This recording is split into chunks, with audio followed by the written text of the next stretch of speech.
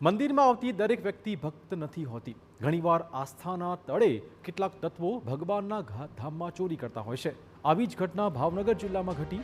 મહુવા તાલુકાના બગદાણામાં મેલડી માના મંદિરમાં એક સગીર વયની વ્યક્તિ પ્રવેશી શ્રદ્ધાપૂર્વક મંદિરમાં ગઈ, માતાજીની મૂર્તિ સમક્ષ પોતાનો શીશ ઝુકાવી પૂજાપાઠ પણ કર્યા અને મંદિરમાં અગરબત્તી પણ કરી।